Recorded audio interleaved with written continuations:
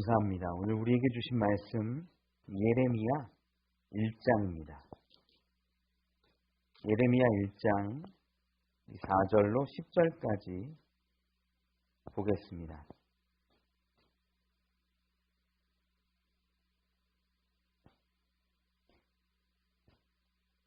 구약성경 1050면에 있습니다. 예레미야 1장 4절로 10절의 말씀 우리 한 절씩 교독하지요. 여호와의 말씀이 내게 임하니라. 이르시되 내가 너를 모태에 짓기 전에 너를 알았고 내가 배에서 나오기 전에 너를 성별하였고 너를 여러 나라의 선지자로 세웠노라 하시기로 내가 이르되 슬프도소이다. 주 여호와여 보소서. 나는 아이라 말할 줄을 알지 못하나이다 하니 여호와께서 내게 이르시되 너는 아이라 말하지 말고 내가 너를 누구에게 보내든지 너는 가며 내가 내게 무엇을 명령하든지 너는 말할지니라. 너는 그들 때문에 두려워하지 말라. 내가 너와 함께하여 너를 구원하리라. 나 여호와의 말이니라 하시고 여호와께서 그의 손을 내밀어 내 입에 대시며 여호와께서 내게 이르시되 보라 내가 내 말을 내 입에 두었노라. 함께 있지요. 보라 내가 오늘 너를 여러 나라와 여러 왕국 위에 세워 내가 그것들을 뽑고 파괴하며 파멸하고 넘어뜨리며 건설하고 심게 하였느니라 하십니다. 아멘. 아멘.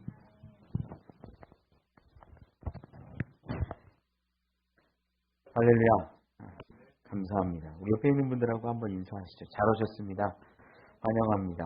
사랑합니다. 축복합니다. 저희 가정에 아이들이 남자아이가 셋이다 보니까 요구하는 것들이 참 많습니다. 요즘 큰아이가 이제 견문이 넓어지니까 바라는 게 많아요. 이것도 하고 싶고 저것도 하고 싶고 이것도 갖고 싶고 저것도 갖고 싶고 경제관념을 좀 가르쳐줘야 하기에 모든 것을 살 수는 없어. 하나를 사면 하나를 포기해야 돼. 기다릴 줄 알아야 돼.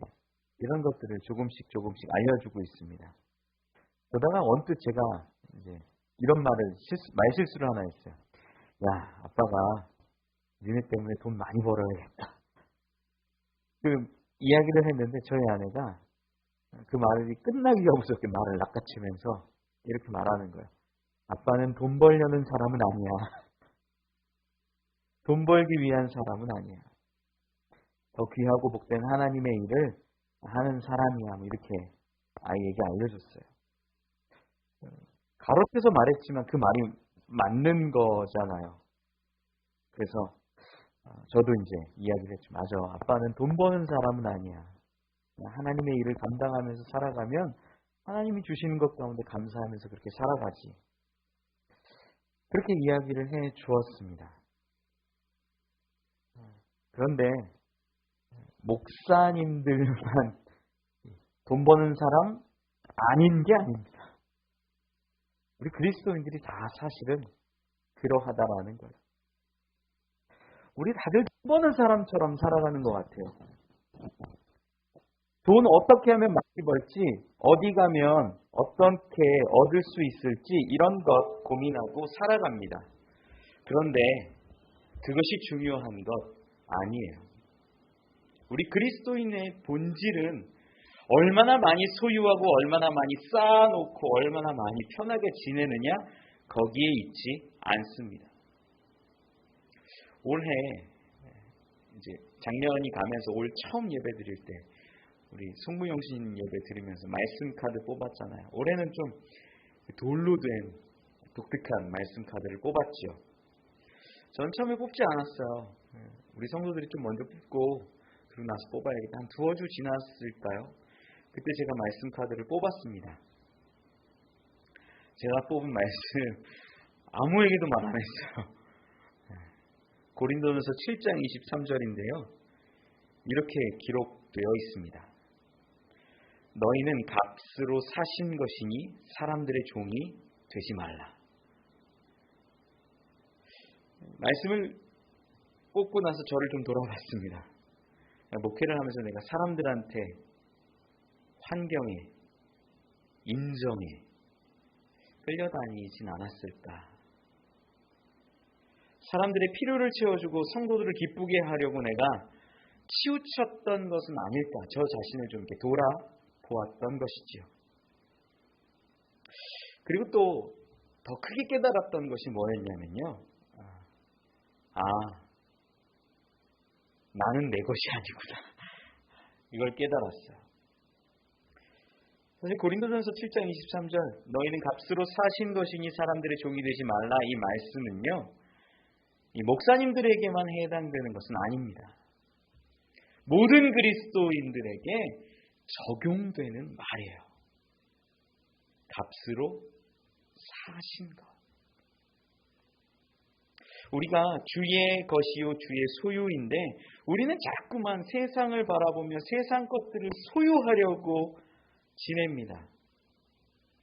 우리에게 주신 것을 우리 것으로 여기고 우리의 것을 늘려가고 넓혀가고 쌓아나가면서 지내는 사람들이 참 많아요.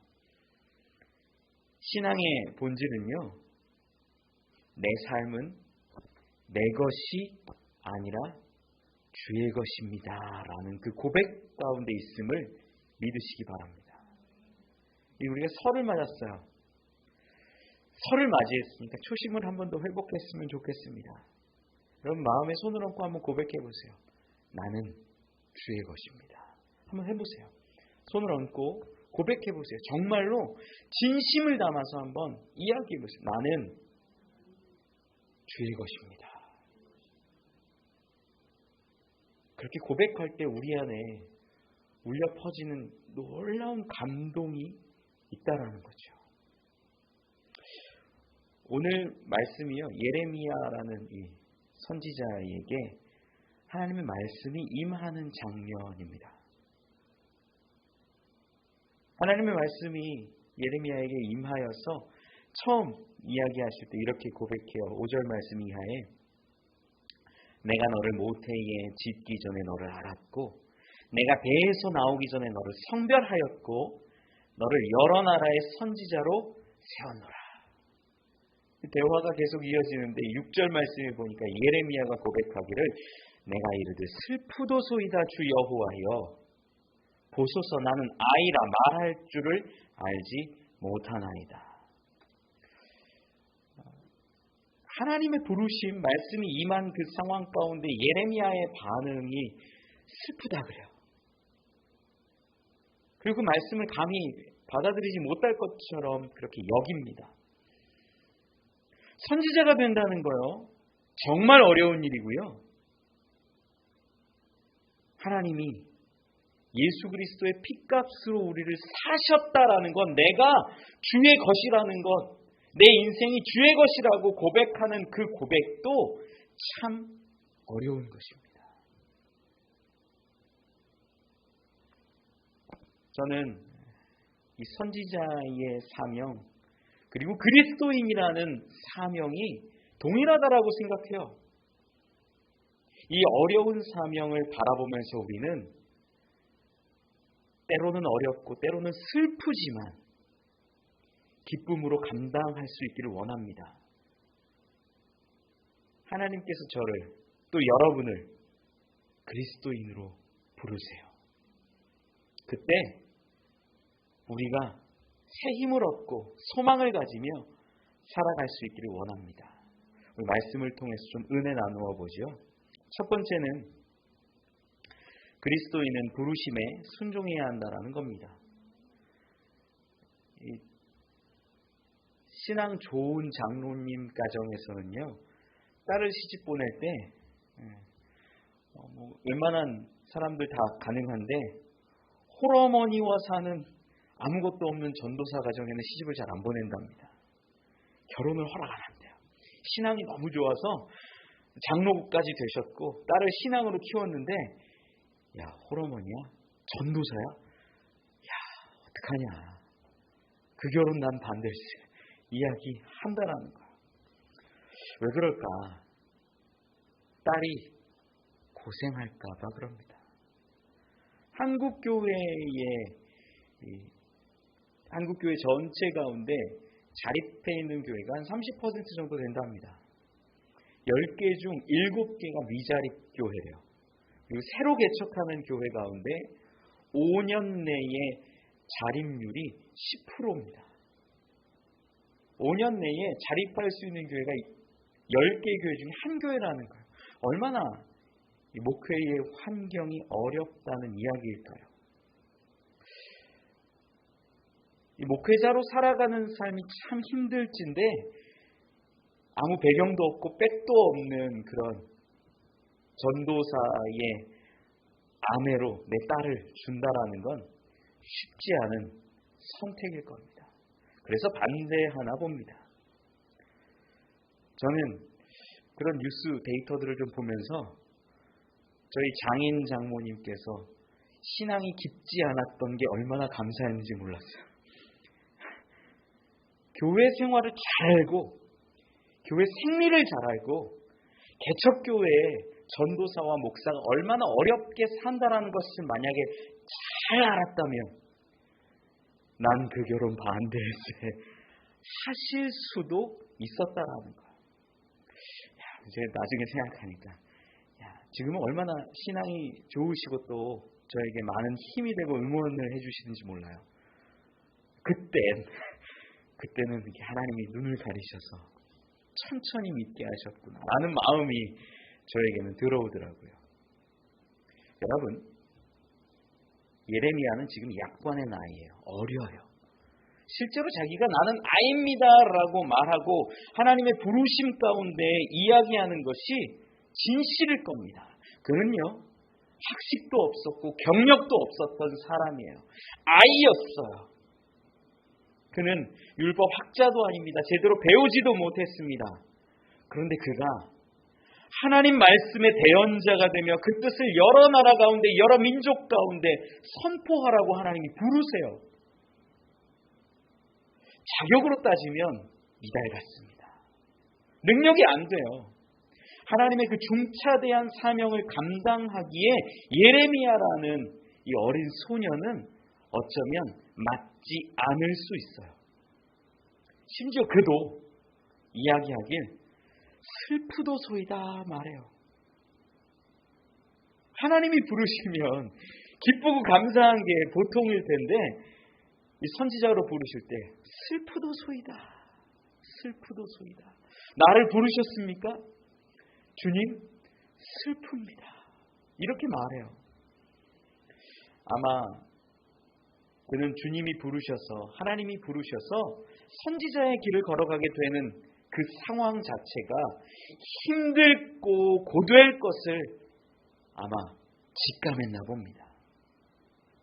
선지자의 삶 어렵지요.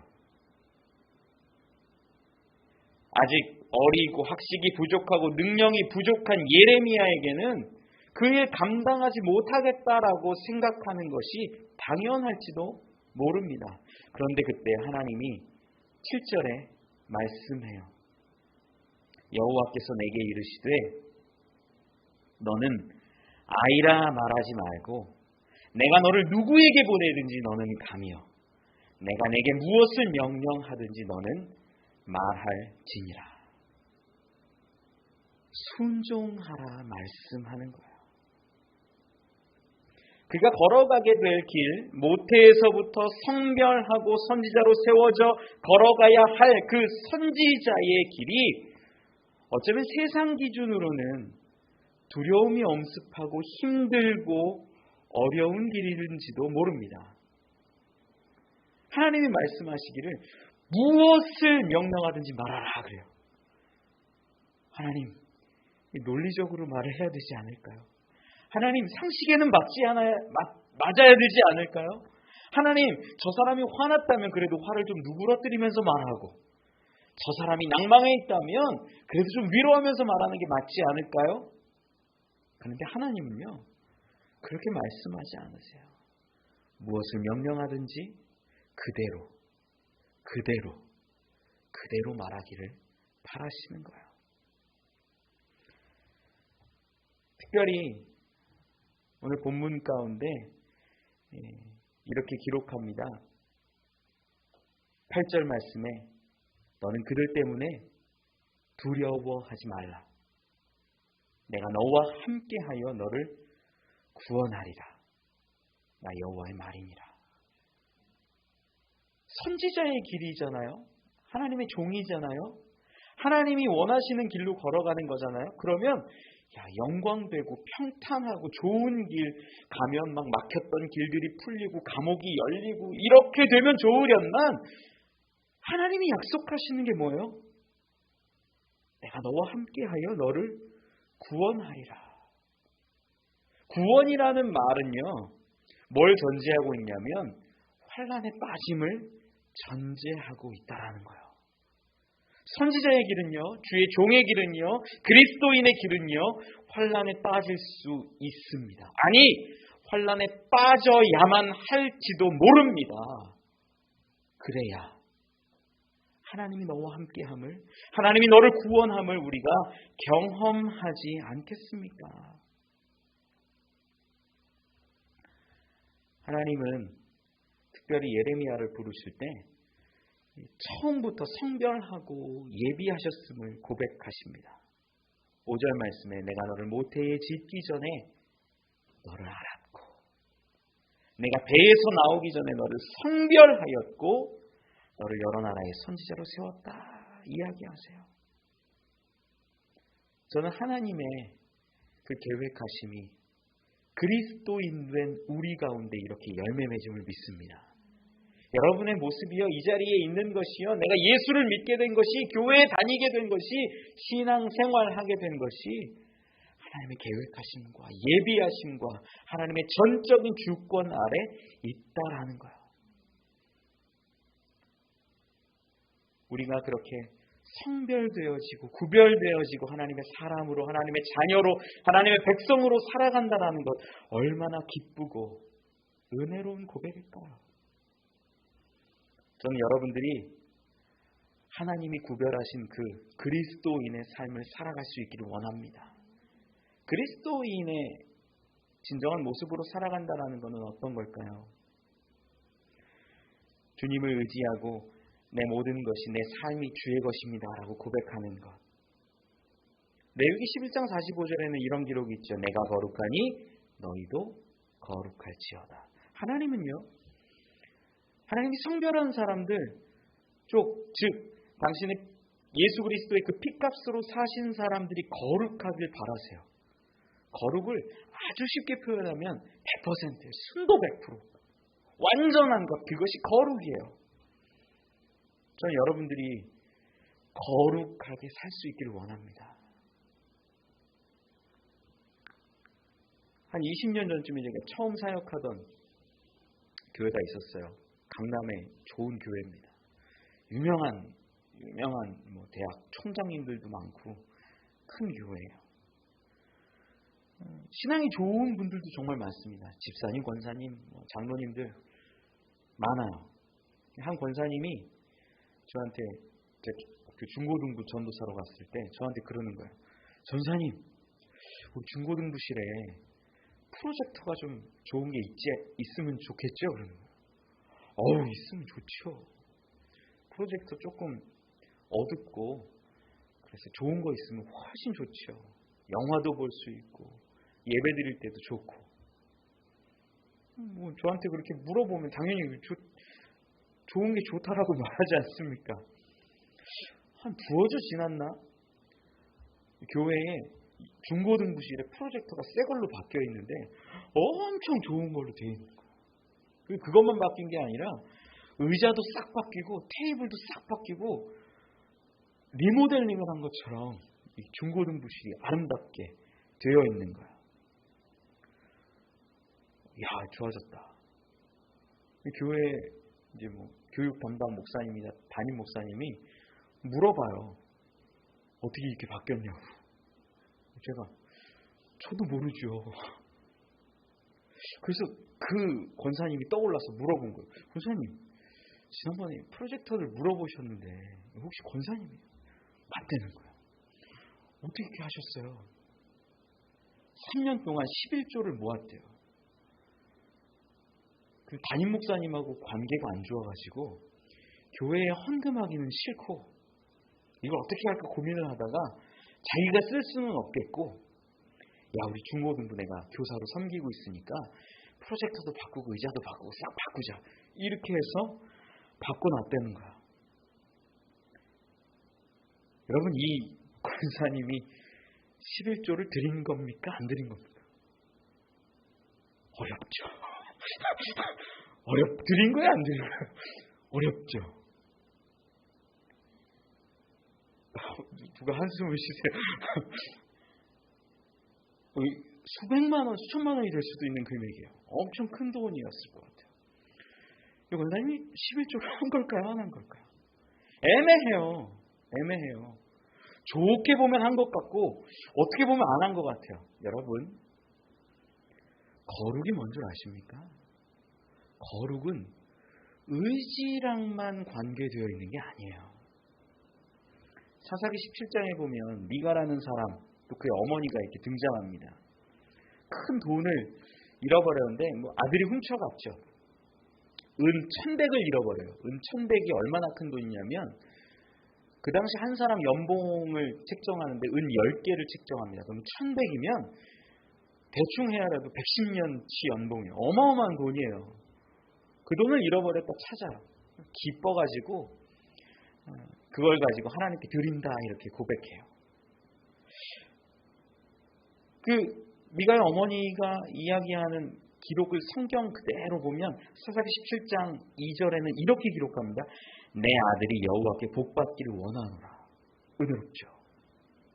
사사기 17장 3절에는요 이렇게 기록합니다. 후반에 이 은을 여호와께 거룩히 드리노라.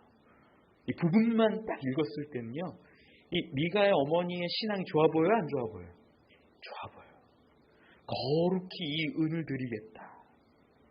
내 아들이 여호와께 복받기를 원하노라. 그런데 부분만 읽으면 복된 사람인 것 같고 거룩한 삶을 사는 것 같고 거룩한 신앙인이고 거룩하게 드린 것 같아요. 그런데 그 방법이 어떤 것인 줄 아세요?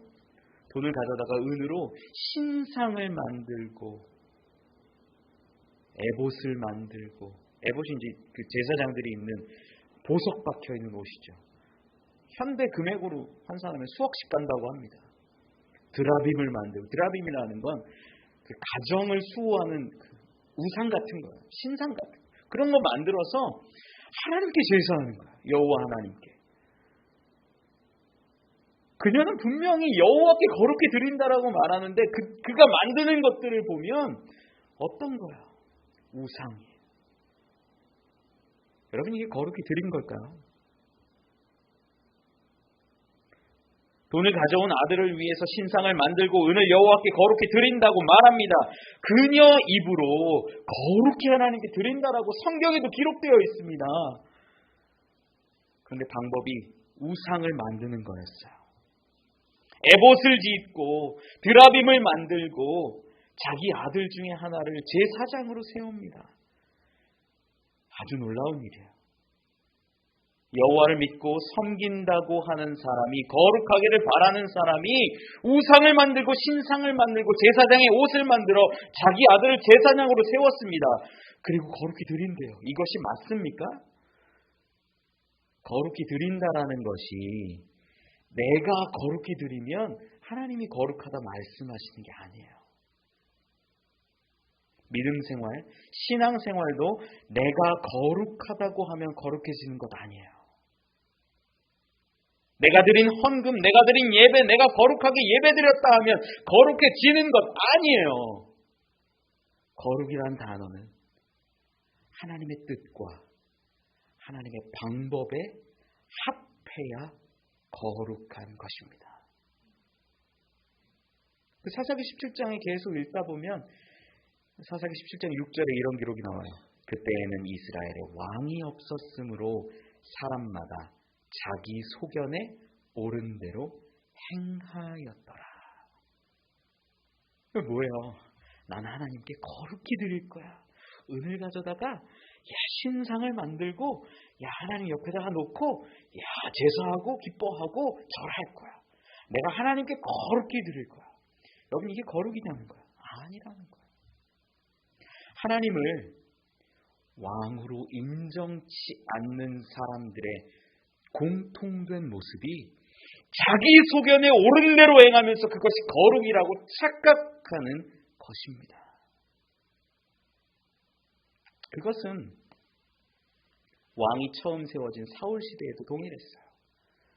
사울 왕은요, 사무엘이 말할 때 아말렉을 진멸하고 다 죽이라고 이야기했는데 다 죽인 다음에 보니까 살찐 소들, 어린 양들, 좋아 보이는 것들이 있는 거예요. 그거 가지고 뭐라고 성경에 기록해? 야, 내가 이거 가지고 하나님께 제사해야겠다. 가지고. 그때 사무엘이 그 살찐 소와 양들을 가져오는 사울 왕을 바라보고 이렇게 고백합니다. 거역하는 것은 점치는 죄와 같고 완고한 것은 사신 우상에게 절하는 죄와 같습니다. 자기 고집, 자기 생각, 자기 주관, 자기 의견을 하나님보다 더 앞세우는 모습 자체가 우상에게 절하는 죄라고 이야기하는 거예요. 저는 여러분들이요, 거룩하기를 원합니다. 그리스도인이 되기를 원하고 하나님이 성별한 자들이 되기를 원합니다. 하나님의 백성, 하나님의 자녀들이 되기를 원합니다. 그러면 하나님의 뜻으로 하나님의 방법으로 온전해져야 하지 않겠습니까? 하나님을 왕으로 인정하지 않고 내가 내 삶의 왕이 되면 내 뜻으로 거룩하다 말하는 거예요. 신앙생활할 때 이런 분들 정말 많아요. 내가 이렇게 드리면 되지. 내가 이렇게 제사하면, 예배하면 되지. 내가 이렇게 섬기면 되지. 내 방법, 내 계획, 내 생각으로 하나님 앞에 드리고 그게 거룩하게 드렸다라고 착각해요. 여러분, 죄송한데 아니에요. 여러분들이 진정 거룩해지길 원한다면 하나님의 뜻과 방법을 그대로, 말씀대로 듣고 따르는 자들이 되시기를 바랍니다. 하나님의 말씀을 잘 듣고 잘 믿는다라는 것, 그것은 하나님이 내 왕이시다라고 인정하는 거예요. 그분이 내 주인이시다, 나는 그의 것이다라고 선포하는 거예요. 하나님이 계시기에 그 하나님의 말씀을 거룩하게 지키고 살아가는 것이 믿음입니다. 하나님을 인정하고 그 말씀대로 살아가고 하나님을 믿고 거룩하게 삶을 사시기 바랍니다. 본문은 특별히 우리에게 약속하는 이야기가 있어요. 8절에 너는 그들 때문에 두려워하지 말라. 내가 너와 함께하여 너를 구원하리라. 나 여호와의 말이니라. 저는 이 말씀이 너무 좋습니다. 우리가 그리스도인으로 살아가면서, 목회자로 살아가면서 우리가 두려울 때가 얼마나 많은지 몰라요. 지치고 힘들 때가 얼마나 많은지 몰라요. 실패할 때가 너무나 많습니다. 그때 주님, 저는 주의 종입니다. 저는 그리스도인입니다. 우리는 주의 종이요, 우리는 그리스도인입니다. 우리가 의지하고 믿고 따라가야 할 것, 바로 우리를 구원하시겠다 약속하신 그 말씀, 그것이 있지 않겠습니까? 여러분들 이 말씀을 분명하게 기억하시면 우리에게 놀라운 힘이 된다라는 거예요. 낭망하고 지치고 외롭고 슬프고 환난에 빠져 있을지라도 내가 그리스도인으로서 살아가는 삶, 하나님이 나와 함께 하셔 나를 구원하실 거야. 그 놀라운 고백을 하게 되는 줄 믿습니다. 그 약속에 대한 확실한 믿음이 있어야 순종하는 거예요. 여러분, 순종의 사람들이 되기를 원합니다. 우리를 통하여서 하나님의 나라가 이루어져 갑니다. 두 번째 은혜 나누길 원하는 것은요, 그리스도인은 하나님의 새 나라를 위하여 사용하신다라는 겁니다. 오늘 본문 말씀에 아주 독특한 장면 하나가 한 글귀가 기록되어 있는데 10절에 이렇게 말씀해요. 같이 한번 읽어보죠. 시작.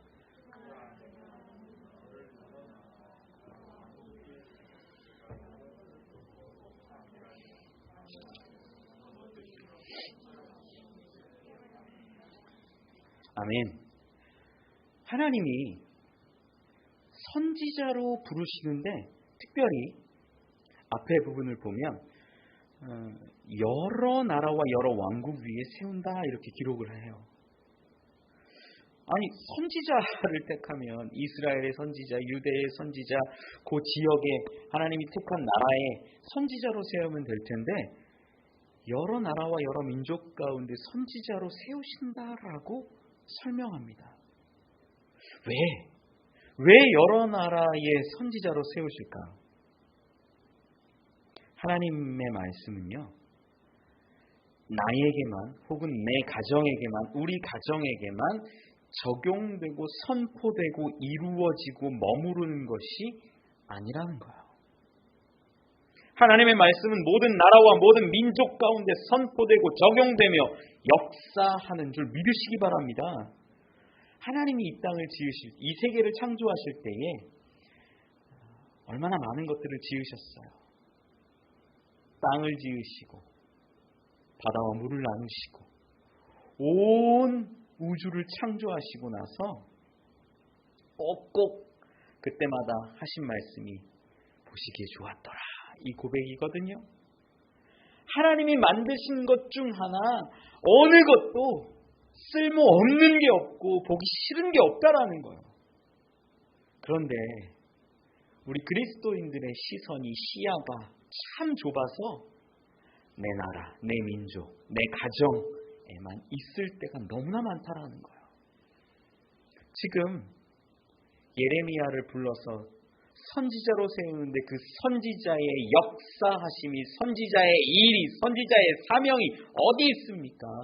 이스라엘이나 유대에만 있는 것이 아니라 여러 나라와 여러 민족 가운데 분명히 선포케 하신다라고 약속하지 않으십니까? 하나님은요, 그릇이 작은 분이 아니에요. 하나님의 나라는요, 그 어떤 땅덩어리 하나에만 선포되고 거기에서만 역사되는 것이 아니에요. 하나님의 뜻은 당신이 지으신 모든 세계와 땅과 하늘과 모든 우주 가운데 있음을 저는 믿습니다. 하나님의 뜻이 얼마나 거대한데, 얼마나 광활한데 우리는 내 가정, 내 믿음, 내 구원 이런 것에만 관심 갖습니까? 출애굽기 19장 5절 6절에 이런 기록이 있어요. 세계가 다 내게 속하였나니 너희가 내 말을 잘 듣고 내 언약을 지키면 너희는 모든 민족 중에서 내 소유가 되겠고 너희가 내게 대하여 제사장 나라가 되며 거룩한 백성이 되리라. 너는 이 말을 이스라엘 자손에게 전할지니라. 하나님이 택하신 민족, 택하신 나라가 있다라면 그 이스라엘이 모든 나라, 모든 민족을 위하여 제사장 나라, 제사장 민족이 되게 하신다라는 약속이시지요. 하나님이 우리를 성별하신다면, 그리스도인으로 부르시고 하나님의 자녀로 아들로 딸로 삼으신다면 그 이유와 목적이 있는데 온 세계, 온 열방 가운데, 온 민족 가운데 우리를 당신의 나라로, 당신의 민족으로 세우시고 제사장의 그 권한을 주시겠다 약속하는 것입니다. 하나님은 이스라엘만 창조하셔서 이스라엘만 구원하는 게 아니라 그들을 통하여서 온 나라와 온 민족을 구원하길 바람을 여러분 믿으시기 바랍니다.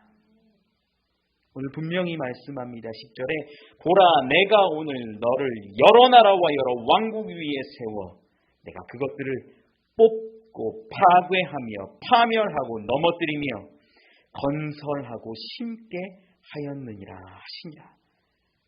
여러 나라와 여러 민족 가운데 선지자를 세워서 하나님이 성별한 자들을 세워서 그 나라의 잘못된 것들을 뽑아내고 파괴하며 우상을 섬기던 것들을 파멸하고 넘어뜨리며 이제는 하나님의 뜻 가운데, 하나님의 말씀 가운데, 하나님의 계획으로 하나님의 나라, 새 나라, 하나님의 왕국을 건설하고 심게 하셨다라고 선포하시는 것입니다.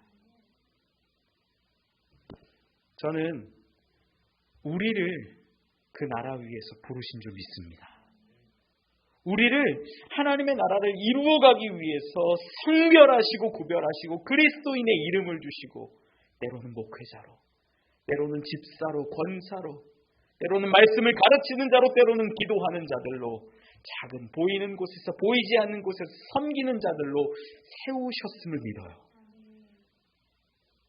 여러분의 삶에 맡겨주신 그 사명들, 작은 사명들 하나하나를 이루어갈 때 하나님의 그 새 나라가 이루어져 가는 줄 저는 믿습니다. 사도행전 1장 8절에 기록합니다. 오직 성령이 너희에게 임하시면 너희가 권능을 받고 예루살렘과 온 유대와 사마리아와 땅 끝까지 이르러 내 증인이 되리라 하시니라. 마태복음 24장 14절에 기록합니다. 이 천국 복음이 모든 민족에게 증언되기 위하여 온 세상에 전파되리니 그제야 끝이 오리라. 하나님의 말씀이요, 믿는 자들에게 임한다, 이스라엘에게만 임한다, 이것이 아니라 모든 민족에게 땅 끝까지 이르러서야 하나님의 뜻이 이루어지고 완성됨을 약속하셨다라는 거예요. 그것들을 위하여 성령을 우리에게 주시고 땅 끝까지 이르러 증인되게 하셨다라는 것, 이것이 그리스도인의 사명입니다. 하나님 나라를 완성하는 거요, 어디에 있는 줄 아세요? 땅 끝까지 이르러 우리 주 예수 그리스도의 증인으로 살아갈 때, 그때 그곳에 하나님의 나라가 임하고 이 모든 땅 위에 하나님의 통치하심과 역사하심이 임할 때, 그때 마지막이 임하는 것입니다. 하나님 나라를 앞당길 수 있는 우리가 되길 원합니다. 하나님 나라를 세워갈 수 있는 우리가 되기를 원합니다. 그리스도인은 내 구원에 초점하는 것이 아니라 하나님 나라를 위하여 쓰임받고 하나님 나라를 세워가는 자들임을 믿으시기 바랍니다. 그러기 위해 목회자로, 그리스도인으로, 교사로, 기도하는 자들로 세우십니다. 저는 여러분들이 그 작은 사명 하나하나를 감당해 나갈 때 하나님의 나라가 임함을 믿습니다. 우리가 하나님 나라를 위한 증인이 되고 복음을 전할 때 하나님이 기뻐하시고 하나님의 그 통치의 역사가 더 넓어질 것을 믿습니다. 말씀을 맺습니다. 미국 소방관들이 결단할 때 이런 고백을 한다고 합니다. First in, last out. 가장 먼저 들어가고 가장 마지막에 나오겠다. 미국 소방관들의 그 놀라운 결단과 선포가 그 지역 사회의 사람들에게 귀감이 됩니다. 그래서 미국에서는 소방관들에 대한 인식이 굉장히 좋고, 어린아이들 같은 경우에는 소방관을 영웅처럼 떠받들기도 합니다. 저는 이러한 소방관의 모습이 우리 그리스도인들에게 있기를 원합니다. 제가 여러분들에게 약속을 합니다. 저는 우리 성도들을, 여러분들을 끝까지 사랑하겠습니다. First in. 고난과 환난이 다가올 때 가장 먼저 들어가서 여러분들을 구해내려고 노력하겠습니다. Last out. 마지막에 나오겠습니다. 한국 교회가 무너지고 모든 믿는 자들이 고통당할 때 마지막까지 버티고 끝까지 돌보겠습니다. 여러분들을 끝까지 보듬을 수 있는 그리스도인이 되기를 원합니다. 여러분들도 여러분들에게 주신 그 사명을 감당할 수 있기를 원합니다. 우리가 먼저 사랑하고, 우리가 먼저 말씀대로 순종하고, 우리가 거룩할 수 있기를 원합니다. 강도 만난 자를 사랑했던 것처럼, 그 사마리아인처럼 우리가 사랑하고 섬기고 보듬을 수 있기를 원합니다. 우리가 사명자로 그리스도인으로 사랑하고 섬기고 거룩하게 살아간다면 이 땅은 분명 아름다운 하나님의 나라가 될 것을 믿습니다. 그러한 그리스도인으로 부름받은 저와 여러분 되길 축원합니다.